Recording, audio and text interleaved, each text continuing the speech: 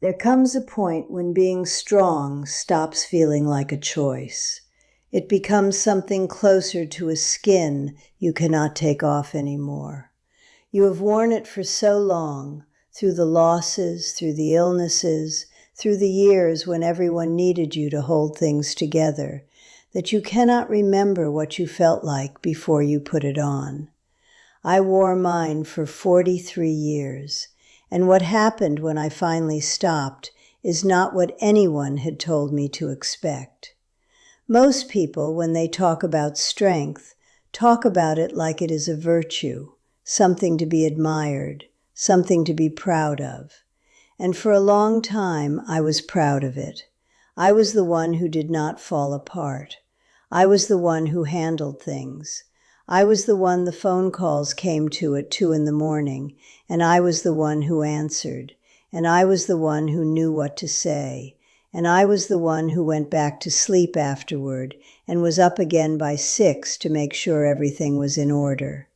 I was strong. Everyone said so. I believed them.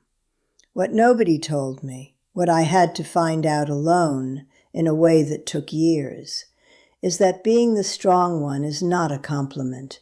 It is an assignment, and nobody asks you if you want it. It is simply given to you, quietly, by the people around you who need someone to hold things together. And once it is given, it is very nearly impossible to put down. Because the moment you try, the people who depended on your strength look at you like you have broken something.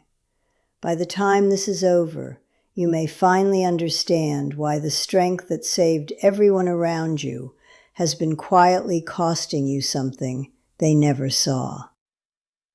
What I am about to share is something I kept private for a very long time. I was not sure anyone would understand it. I am still not entirely sure, but I think you might. The first thing I had to understand was what my strength had been built on. Not courage, not character, not some deep reserve of resilience I was born with. Fear. I became strong because I was afraid of what would happen if I was not. I became the one who held things together because I had watched what happened when nobody did. I had grown up in a house where the adults were not strong enough, and I had learned very early what that cost the people inside it. And I made a decision, not a conscious one, not one I could have named at 8 years old, that I would never allow that cost to fall on anyone I loved. I would be the one who handled it. I would be the one who stayed steady. I would not fall apart, not ever. Not where anyone could see. I remember the morning my mother was diagnosed. I was 34. I had 2 children at home and a husband who went pale when the doctor said the word. And I remember sitting in that small office and watching everyone around me start to come undone. And something in me simply closed, not shut down, closed. The way a door closes when there is a storm outside. I became very calm. I asked the questions. I wrote down the information. I drove everyone home. I made dinner. And that night, after everyone was asleep, I sat in the bathroom on the edge of the tub, and I held my own face in my hands, and I did not make a sound. That is what strength looked like from the inside, silent, alone, in a bathroom at midnight so nobody would hear. The reason so few women speak honestly about this is that the strength was real. It was not performance. It genuinely helped the people around them. And to admit that it also cost something, to say aloud that being the strong one left you without anyone to be weak with, feels like a betrayal of the people it protected. So you say nothing. And the years go on, and the cost accumulates in a place nobody can see. You were not wrong to be strong. You were never given a choice. The second thing took longer to admit.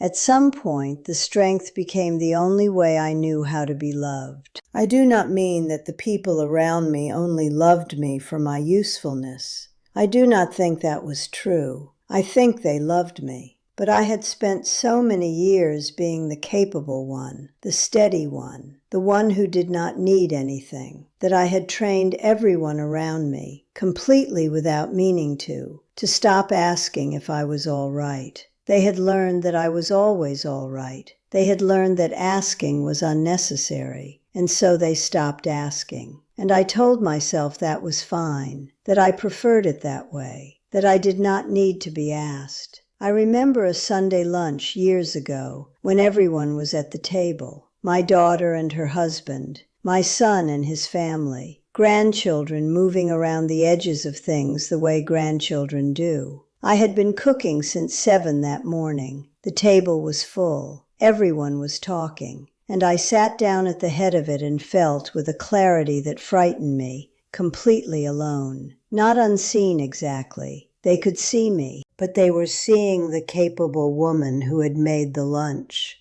They were not seeing the woman inside the capable woman, who had not slept properly in 3 weeks and had not told anyone, and would not have known how to begin. I smiled. I passed the bread. I asked about their week. The reason this particular loneliness is so hard to explain is that it lives inside a life that looks, from the outside, full and warm and good. There is no absence of love. There is no obvious wound. There is simply the specific isolation of a woman who became so good at needing nothing that the people who loved her forgot she was allowed to need things, and she forgot too. And now she is sitting at a full table, feeling like she is on the other side of a glass from everyone in the room. That is not a character flaw. That is the accumulated cost of decades of being the one who held it all.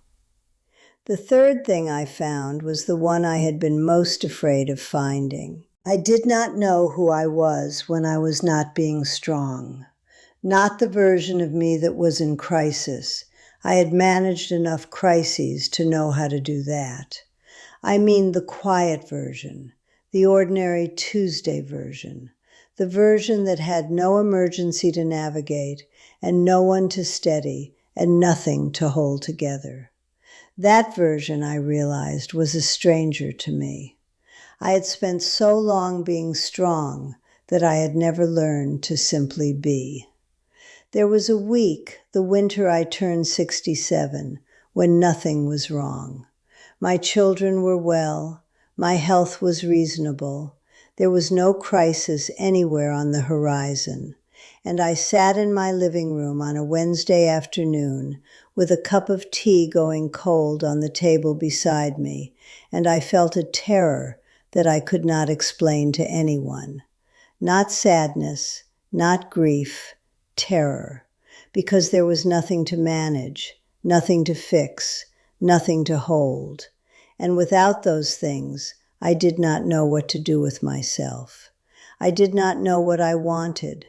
I did not know what I felt. I had spent 40 years feeling things only in bathrooms at midnight, and now there was no midnight and no emergency, and the feeling was just there, in the afternoon light, with nowhere to put it. That was the moment I understood what the strength had actually cost me. Not the exhaustion, not the sleepless years, not even the loneliness at full tables. The cost was simpler and more complete than any of those things. I had spent so long being strong for everyone else that I had never learned to be present for myself. I did not know my own interior. I had been too busy managing everyone else's. That is not something you recover from quickly, but it is something you can begin. The fourth thing came in the form of a question I had never thought to ask myself. What would I have needed back then that nobody gave me? not a criticism of the people who loved me. They gave what they had. They did not know what to give. I had never told them. I had never told myself. But sitting with that question, quietly, with nowhere to be and nothing to manage, I found an answer that surprised me with how simple it was. I would have needed someone to notice that I was tired before I collapsed. I would have needed someone to take something out of my hands before I dropped it. I would have needed someone to sit with me in the bathroom at midnight and not say anything. Just sit. I did not get those things. Most strong women do not. And the grief of that, the grief of a lifetime of holding things together alone, is a grief that arrives late. It arrives after the children are grown and the crises have passed and the house is quiet and there is finally enough stillness for the grief to find you. And when it arrives as exhaustion, as the specific tiredness of a woman who has been strong for too long and has just now, finally, been given permission to sit down. That permission. You do not have to earn it. You already have it. If you have been the strong one for so long that you cannot remember what it felt like to be the one who was held, I want to say this directly to you. I see what it cost. Not the years of managing, not the competence, not the steady voice in every emergency. I see what it cost underneath all of that. The loneliness of being the one everyone leaned on and having no one to lean on in return. The particular exhaustion of caring for everyone around you while quietly not knowing how to care for yourself. The grief of a lifetime of bathrooms at midnight and full tables where you were the only one who could feel the glass between you and everyone else. I carried that too. For longer than I knew how to admit. And the hardest moment was not the moment the strength finally broke. The hardest moment was the moment I realized I had been waiting my whole life for someone to tell me I was allowed to put it down, that I had earned the right to be tired, that needing something did not make me the thing I had spent 40 years making sure I would never become. You are allowed to be tired. You have been strong long enough. You did not come here to be told to keep going. You came here because something in you recognized the title of this video and felt for just a moment that someone might finally be speaking about the thing you have never said out loud. The specific weight of a life spent being capable. The invisible cost of being the one everyone else could count on. The quiet loneliness of a woman who was so good at strength that she never got to practice being soft. That thing you felt when you read those words, that recognition in your chest, that is not weakness. That has never been weakness. That is the part of you that has been waiting patiently under all the strength for someone to finally see it. I hope that is what this was. Before I go, I want to say something clearly. Everything I have shared in this video comes from personal experience and personal reflection only. It is not medical advice, financial guidance, or professional counsel of any kind. I am not a doctor, a therapist, a financial advisor, or a legal professional. I am simply someone who has lived through something real and chosen to speak about it honestly. If you are facing serious challenges in any of these areas, please reach out to a qualified professional who can support you directly. The stories on this channel are meant only to offer honest company, a sense that you are not entirely alone in what you are carrying. Take whatever feels true, leave whatever does not. Thank you from the bottom of my heart for being here. If something in this video finally gave words to something you have been carrying alone, that is exactly what this channel exists to do. There are more honest conversations like this one coming. I would genuinely love for you to be part of them. Subscribe below.